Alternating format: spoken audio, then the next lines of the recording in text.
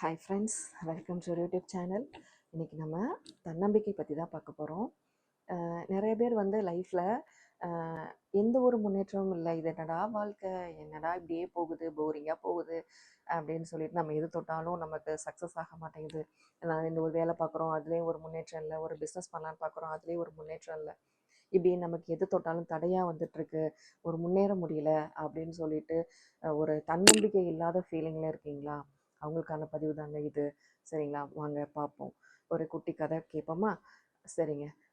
அமெரிக்காவில் வந்து ஒரு ஏரியாவில் தாமஸ் அப்படின்னு சொல்லிட்டு ஒரு பையன் இருக்கார். அந்த பையன் வந்து சிறு சிறு வயதிலே தாய் தந்தை இல்லாமல் படிக்க படிக்க வசதி இல்லாத சூழ்நிலையில் அன்னாடம் சாப்பாடுக்கு என்ன செய்யலாம் அப்படின்ற போது, அப்போ வந்து அவருக்கு தெரிஞ்ச ஒருத்தர் வந்து இந்த சர்ச்சில் வந்து ஃபாதர்கிட்ட சொல்லி, இந்த பையன் பாவம் ரொம்ப கஷ்டப்பட்டுக்கிட்டு இருக்கான், இவனுக்கு நீங்கள் உங்களால் முடிஞ்ச ஏதாவது ஹெல்ப் பண்ணுங்கள், ஏதாவது வேலை கொடுங்க அப்படின்னு சொல்லி விட்டுட்டு போகிறாங்க. அப்போது அங்கே உள்ள ஃபாதர் வந்து, சரி சின்ன பையனாக இருக்கேன், என்ன செய்யலாம், இவருக்கு என்ன வேலை கொடுக்கலாம் அப்படின்னு சொல்லும்போது, சரி இந்த தேவாலயத்தில் வந்து தொண்டுகளை பார்த்துட்டு க்ளீன் பண்ணிக்கிட்டு இந்த பெல் அடிக்கிற ஒர்க்லாம் பாருப்பா அப்படின்னு சொல்லிட்டு சொல்கிறாங்க. கொஞ்ச காலம் அப்படியே போகுது. இந்த பையனும் அதே இடத்துல நல்லா விளையாண்டுட்டு பெல் அடிக்க, அப்புறம் வந்து டைமுக்கு தான் சாப்பாடு கிடைக்க, இப்படியோ கிடைக்குது.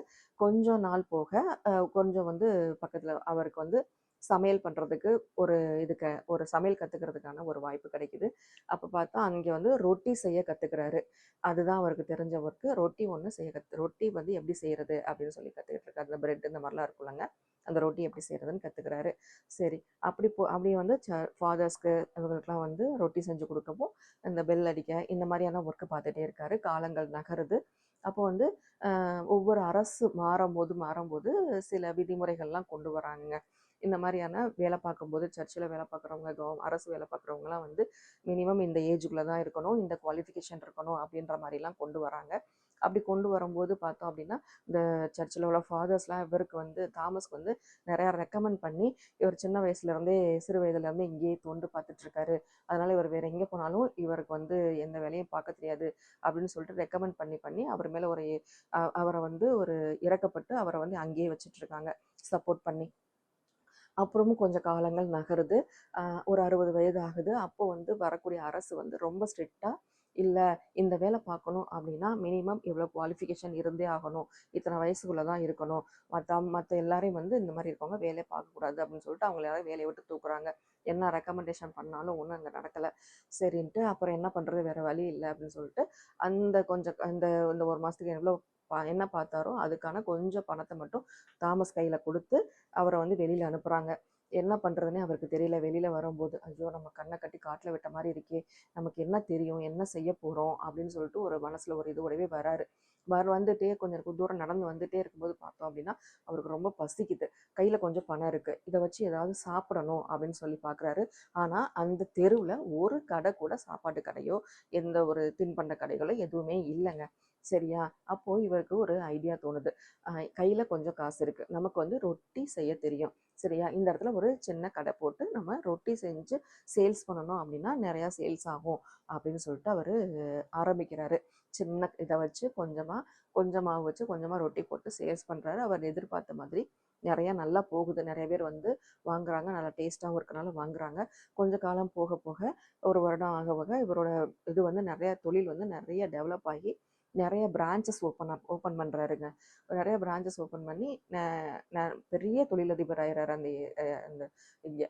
அப்போது பார்த்தோம் அப்படின்னா, காரு, வீடு எல்லாமே நிறைய வாங்கி நிறைய தொழிலதிபர் ஆகிட்டாரு. இவங்க வந்து பேங்க் டீலிங்ஸ்லாம் நிறையா இவருக்கு கிடைக்குது. அப்போ வந்து அந்த உள்ள பேங்க் மேனேஜர்ஸ் நிறையா பேங்க்லேருந்து இவருக்கு வந்து அப்ரோச் பண்ணுறாங்க. எங்கள் பேங்க்கில் அக்கௌண்ட் வைங்க, எங்கள் பேங்க்கில் வந்து உங்களுக்கு வந்து இந்த சலுகைகள்லாம் தரோம் அப்படின்லாம் சொல்கிறாங்க. அப்படி பார்க்கும்போது ஒரு பேங்க்லேருந்து இவருக்கு வந்து அப்ரோச் பண்ணி, சரி வாங்க வீட்டுக்கு வாங்க அக்கௌண்ட் ஓப்பன் பண்ணலாம் அப்படின்னு சொல்கிறாரு.